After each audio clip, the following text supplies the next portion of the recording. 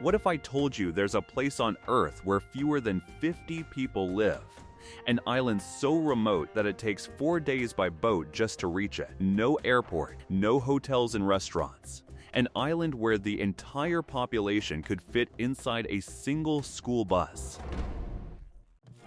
His Royal Britannic Majesty's ship, the Bounty, near the island of Tahiti, her crew mutinied and set the captain adrift in an open... A place born from one of history's most infamous mutinies, where residents speak a secret language found nowhere else on Earth, and the nearest neighbor, 1,200 miles away. This is Pitcairn Island. Right now, only 47 people call it home. But how did they get here? And what secrets does this lonely rock hold? The story involves mutiny, murder, and survival, and it's stranger than fiction. Getting to Pitcairn Island isn't simple. There are no commercial flights, no cruise ships, no easy routes. First, you must travel thousands of miles across the Pacific Ocean to either Tahiti or New Zealand. From there, you board a small supply vessel, the island's only real connection to the outside world. For days, the boat travels across endless blue water, no land, no ships, no signs of civilization, just the rolling Pacific stretching to the horizon in every direction. The waves rise like moving hills.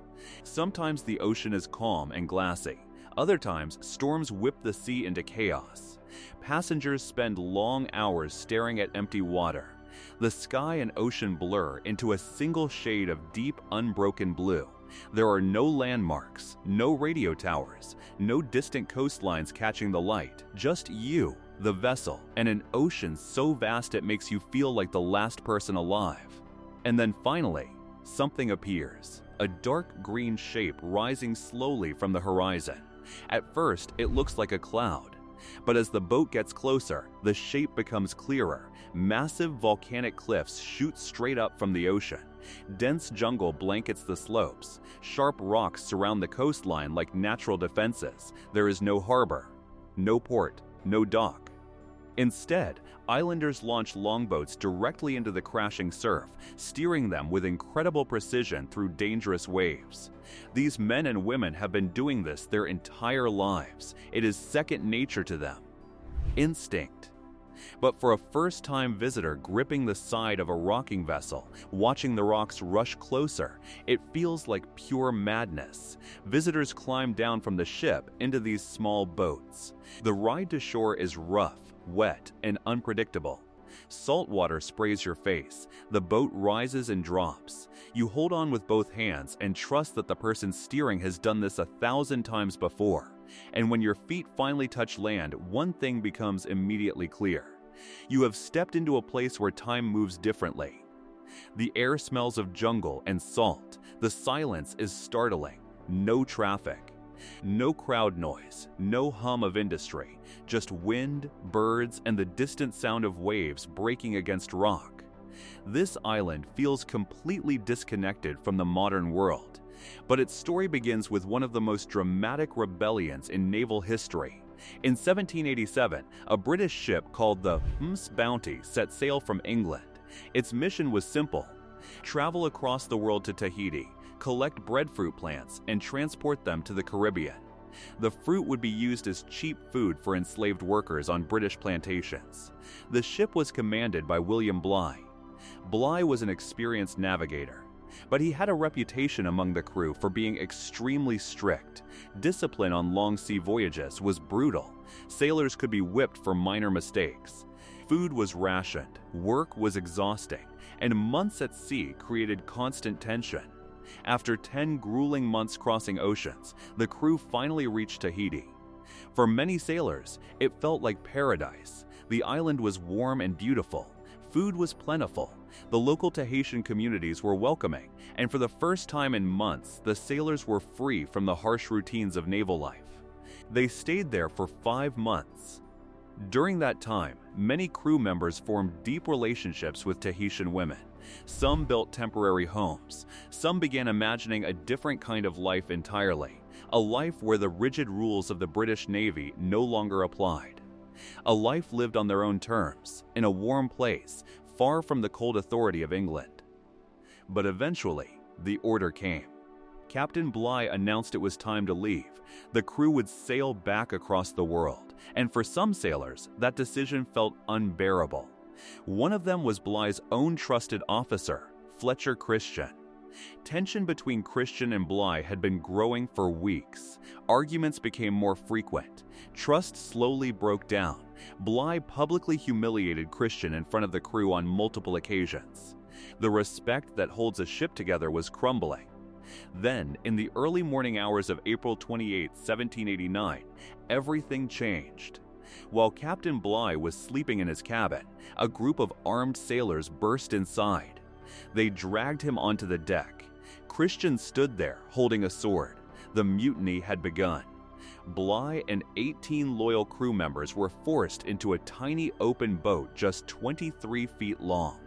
They were given minimal supplies, a little food, a small amount of water, and then they were pushed away from the ship, left alone in the vast Pacific Ocean. It should have been a death sentence. But incredibly, William Bligh survived. Using only a sextant and a pocket watch, he navigated more than 3,600 miles across dangerous seas to safety. It remains one of the greatest open water survival journeys in maritime history, a feat so extraordinary that when he arrived in Timor 47 days later, barely alive, the port officials refused to believe his story at first. Meanwhile, the mutineers had a different problem. They were now fugitives of the British Empire. If the Royal Navy caught them, they would be executed. Hanging was the punishment for mutiny. No trial, no mercy. They needed a hiding place, somewhere so remote that no ship would ever stumble upon it. After searching the Pacific, the mutineers remembered something strange. Old British maps showed a tiny island that had been mischarted by nearly 200 miles. If the maps were wrong, any Royal Navy ship searching for them would be looking in completely the wrong place. It might be the perfect hiding place, so they began searching.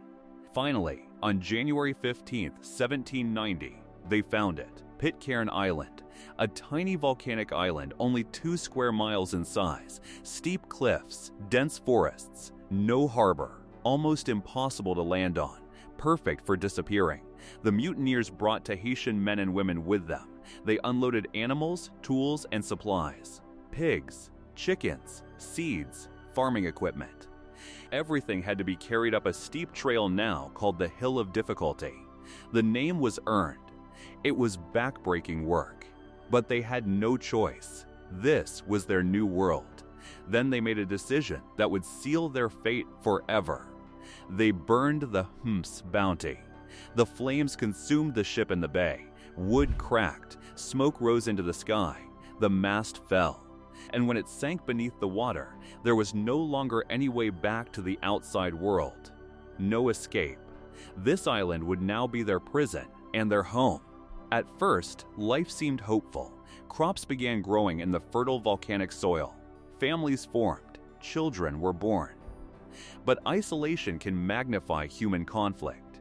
Tensions began to grow between the mutineers and the Tahitian men.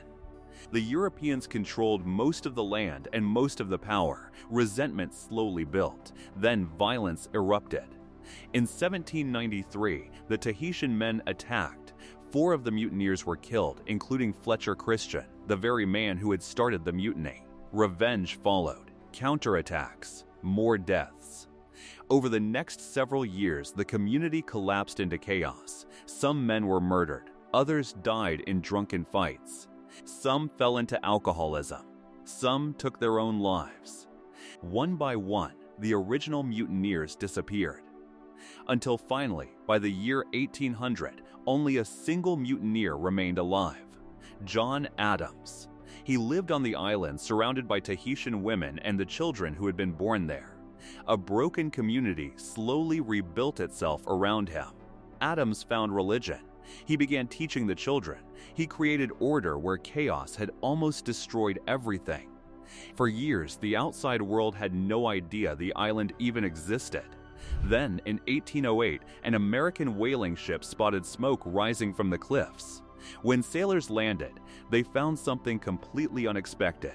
a small, peaceful community, children speaking a strange blended language, gardens full of food, and one surviving mutineer who had somehow transformed himself into the father of an entire people.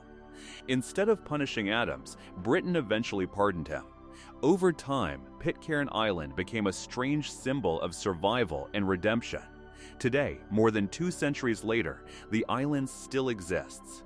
But life here remains incredibly isolated. The population is only 47 people. Everyone knows everyone. There is one small school. Some years, it has only 1 or 2 students sitting in a single room. There is one church. One tiny general store that opens only a few days each week. There is no hospital, no airport, no fast food, no traffic lights, no noise. Electricity is produced locally. The internet exists, but it is slow and expensive. Once a month, a supply ship arrives with food, medicine, and mail. If storms delay the ship, the island can be cut off for weeks. Most residents grow their own food. Bananas hang from trees. Papayas ripen in the sun. Breadfruit and taro grow easily in the rich volcanic soil. Fishing is essential to daily life. The surrounding waters are filled with tuna and wahoo. Rainwater is collected in tanks because there are no natural rivers or lakes. Everything must be carefully managed. Nothing is wasted. The island is also famous for something unusual. It's honey. Pitcairn's bees have never been exposed to the parasites that destroy bee populations in most parts of the world. As a result, their honey is considered some of the purest on Earth. Isolation, strangely enough, protected them. The island also has its own language, Pitcairn. It developed naturally over generations, a mix of 18th century English and Tahitian, words and phrases that exist nowhere else on the planet. It is a living, breathing reminder of the island's impossible origins. Every sentence spoken in Pitcairn is a small piece of history. Every January 23, residents celebrate Bounty Day. They reenact the burning of the ship that brought their ancestors here. For them, this history is not just a story. It is family. Nearly every resident can trace their ancestry directly back to the original mutineers and Tahitian companions. The past is not distant. It lives in their names, their faces, their language. But today, the island faces a new threat. Not violence, not storms, not famine. Population decline. In 1937, the island had 233 residents. Today, it has only 47. Young people leave for education and jobs on larger islands and in distant countries. Most never return. The government has even offered free land to anyone willing to move there and commit to island life. But Pitcairn demands something that free land cannot compensate for: sacrifice. There is limited health care. Teenagers must leave the island to attend high school. Career opportunities are nearly non-existent. Living here means accepting a kind of isolation that most modern people have never experienced and could not tolerate. Some experts believe that by 2045, only a handful of working-age adults may remain, which raises a serious question. Can a society survive with numbers this small? Can a culture survive when its young people leave and never come back? Can a language survive when there are only a few dozen mouths left to speak it? Or will Pitcairn eventually disappear into history, like the flames that consumed the Bounty in that quiet bay more than 230 years ago? For now, 47 people continue living on this tiny volcanic rock in the middle of the Pacific Ocean, maintaining a culture, a language, and a way of life that the world has almost entirely forgotten. Pitcairn reminds us that humans can survive almost anywhere, but isolation always has a price. This is Pitcairn Island, born from mutiny, shaped by blood and survival, home to 47 people, and possibly the loneliest, most defiant community on Earth. The ship that brought them here burned over 2 centuries ago. The question now is simple. When the last person turns off the lights and walks away, will anyone even notice? For how much longer will they survive?